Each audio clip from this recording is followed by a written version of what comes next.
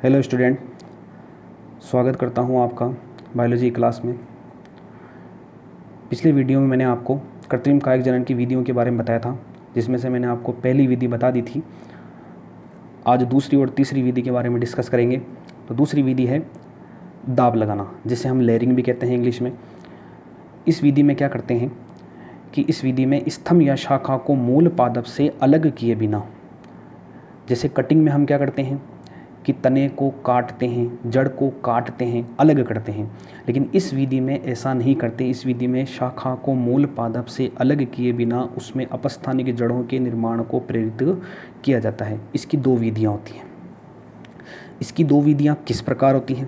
पहली विधि है टीला दाब विधि। इस विधि में क्या करते हैं हम, तने की झुकी हुई शाखा को ज़मीन में दबा देते हैं।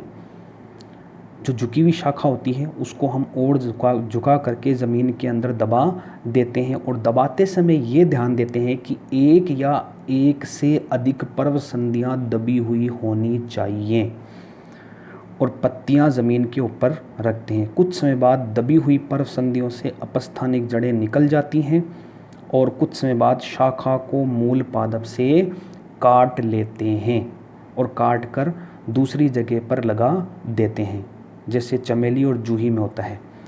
ठीक है, इस डायग्राम के अंदर देखिए आप, जैसे इसके अंदर इस शाखा को झुका करके मिट्टी के अंदर दबा दिया, ज़मीन में दबा दिया, और उसके ऊपर मिट्टी का टीला बना देते हैं। इसीलिए इसको टीला दाब विधि कहते हैं।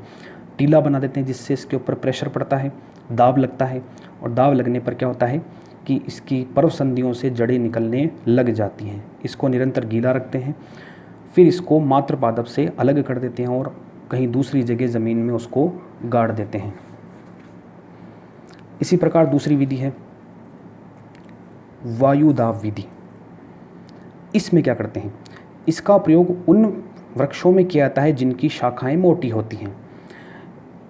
इस विधि में वृक्ष की किसी मोटी शाखा की छाल को वलय के रूप में छील कर हटा देते हैं। किसी नुकीली चीज़ से छील कर हटा देते हैं, और अब इस छाल रहित भाग को गीली मिट्टी या गीली रुई से ढक देते हैं, और इसे लगातार गीला रखने के लिए क्या करते हैं हम, इससे ऊपर की शाखा पर एक पानी से भरा पात्र लटका देते हैं। कुछ समय बाद क्या होता है, इसमें से जड़ें दिखाई देने लग जाती हैं। जब जड़ें दिखाई देने लग जाएं तो इस जड़ युक्त भाग को मूल पादप से अलग करके मिट्टी में लगा देते हैं, जिससे नया पादप विकसित हो जाता है, जैसा डायग्राम के अंदर है। इस शाखा को छील लेते हैं और छील कर इस पर रुई या गीली रुई या मोस लपेट देते हैं, या गीली मिट्टी से इसको लपेट देते हैं। अब इसको गीला रखें, निरंतर गीला रखें, क्योंकि जो गीली रुई हो तो कुछ समय बाद में सूख जाएगी। अब उसको गीला रखना है तो ऊपर वाली शाखा पर एक पात्र लटका देते हैं पानी से भरा हुआ, और धीरे धीरे इसको गीला रखते हैं। जब इसमें से जड़ें दिखाई देने लग जाती हैं तो इसको काट कर लगा देते हैं। ये हो गई आपके दूसरी विधि। अब हम डिस्कस करते हैं तीसरी विधि के बारे में। तो तीसरी विधि क्या है? तीसरी विधि के बारे में आपको बताया था। तीसरी विधि थी ग्राफ्टिंग की, रोपण की। इसमें क्या करते हैं, दो अलग अलग पौधों को लेते हैं। इसमें दो अलग अलग पौधों के भागों को इस प्रकार जोड़ते हैं कि वे जुड़कर एक पौधे के रूप में वृद्धि करें। अब क्या करते हैं इसके अंदर, इसमें अच्छी किस्म के पादप के उस भाग को जिसका रोपण किया जाता है, जिसका हमें रोपण करना है, उससे कलम कहते हैं। जिसे हमें रोपित करना है उससे तो हम कलम कहते हैं। और दूसरा निम्न गुण वाला पादप जिस पर हमें कलम लगानी है उसे हम स्कंद कहते हैं। जब दोनों पादप जैसे कलम और स्कंद के कैम्बियम व संवहन उत्तक आपस में संपर्क बना लेते हैं तो एक नया पौधा उत्पन्न होता है। ऐसा किन पौधों के लिए किया जाता है? ऐसा आर्थिक रूप से उपयोगी पौधों के लिए किया जाता है, जैसे नींबू, संतरा, आम, सेब, गुलाब आदि की ज़्यादा से ज़्यादा किस्में तैयार करने के लिए ऐसा किया जाता है। 4 विधियाँ होती हैं इसकी। 4 विधियाँ कौन कौन सी होती हैं? जैसा मैंने आपको बताया था 4 विधियों के बारे में कि जिह्वारोपण, फच्चर रोपण, मुकुट रोपण, कलिका रोपण। जिसको हम जिह्वारोपण को हम टंग ग्राफ्टिंग भी कहते हैं, इसको वेज ग्राफ्टिंग कहते हैं, इसको क्राउन ग्राफ्टिंग कहते हैं, और इसको बड ग्राफ्टिंग कहते हैं। जैसे डायग्राम के अंदर मैं आपको बता देता हूँ कि टंग ग्राफ्टिंग में 2 पादप लेते हैं, एक तो स्कंद होता है और एक कलम। लेकिन इसके अंदर क्या करते हैं कि दोनों पादप समान मोटाई के लेते हैं।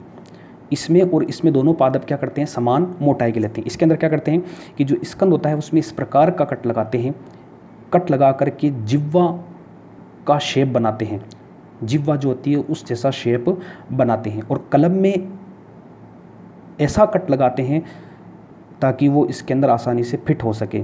इसको फिट करके इसको बांध देते हैं। बांध देने पर कुछ समय बाद दोनों के संवहन ऊतक और कैम्बियम मिल जाते हैं और नया पादप विकसित हो जाता है। ठीक है। दूसरी विधि वेज ग्राफ्टिंग। वेज ग्राफ्टिंग में क्या होता है कि स्कंद में अंग्रेजी के जो वी अक्षर होता है उसके आकार का कट लगाते हैं और कलम में वेज आकार का कट लगाते हैं। जब दोनों में कट लगा देते हैं, लगाकर दोनों को फिट करके बांध देते हैं। बांधने पर दोनों के संवहन ऊतक और कैम्बियम मिल जाते हैं और कुछ समय बाद में नया पादप विकसित हो जाता है। क्राउन ग्राफ्टिंग में क्या करते हैं, क्राउन ग्राफ्टिंग में क्या होता है कि जो स्कंद की मोटाई होती है वो कलम से कई गुना अधिक होती है, इसलिए इस स्कंद में एक से अधिक कलमों को लगाया जा सकता है। जैसे इसके अंदर 2 कलमें लगाई गई हैं, एक से अधिक कलमों को लगाया जा सकता है। ठीक है। जब इसके अंदर कलम रोपित कर देते हैं तो कुछ समय बाद में इसमें से नया पादप विकसित हो जाएगा। लास्ट है आपके बड ग्राफ्टिंग। बड ग्राफ्टिंग में क्या होता है कि जो स्कंद होती है उसमें टी आकार का कट लगाते हैं, उसमें टी आकार का कट लगाते हैं और स्कंद में टी आकार का कट लगाते हैं और कलम में इस प्रकार का कट लगाते हैं ताकि वो इसके अंदर फिट हो सके। ठीक है। जब इसके अंदर फिट हो जाता है उसको बांध देते हैं और बांधने पर कुछ समय बाद में नया पादप विकसित हो जाता है। इस प्रकार ये आपके कृत्रिम कायिक जनन की विधियों के बारे में हो गया है। इसकी आप स्क्रीनशॉट ले सकते हैं।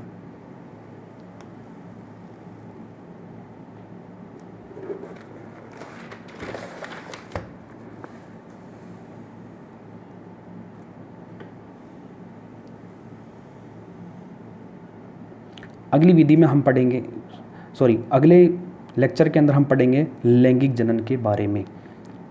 ठीक है। लैंगिक जनन क्या होता है, मादा व नर युग्मकों के संलयन को लैंगिक जनन कहते हैं। अभी तक हमने अलैंगिक जनन के बारे में पढ़ा है जिसकी 2 विधियाँ होती हैं। ठीक है। अनिषेक जनन और दूसरी होती है आपके कायिक जनन।